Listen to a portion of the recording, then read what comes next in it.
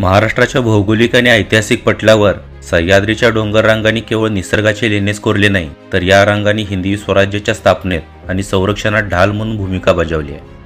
सातारा जिल्ह्यातील कराडजवळ वसलेला किल्ले सदाशिवगड हा अशाच एका रणनीतीचा आणि पराक्रमाची साक्ष देणारा महत्त्वाचा गिरिदुर्ग आहे.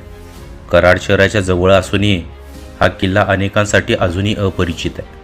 हा किल्ला सातारा आणि सांगली जिल्ह्यांच्या सीमावर्ती भागात असून तो एका विस्तीर्ण डोंगर रांगेवर विसावलेला आहे. या गडाची समुद्रसपाटीपासूनची उंची सुमारे 3050 फूट इतकी आहे. गडाचा माथा पूर्व पश्चिम असा लांबवर पसरलेला असून त्याचे एकूण क्षेत्रफळ सुमारे 25 एकर आहे.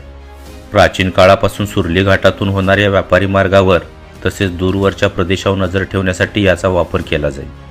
गडाच्या संरक्षणासाठी नैसर्गिक कड्यांचा वापर करण्यात आला असून जिथे चढण सोपी आहे तिथे तटबंदी बांधण्यात आली होती.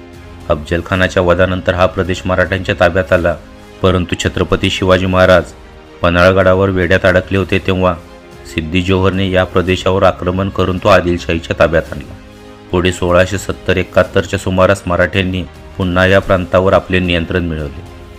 1818मध्ये मराठा साम्राज्याचा अस्त झाल्यानंतर हा किल्ला ब्रिटिशांच्या ताब्यात गेला.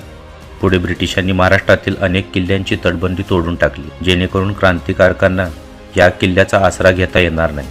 सदाशिवगडाची तटबंदी आणि बुरुज देखील याच काळात पाडण्यात आले.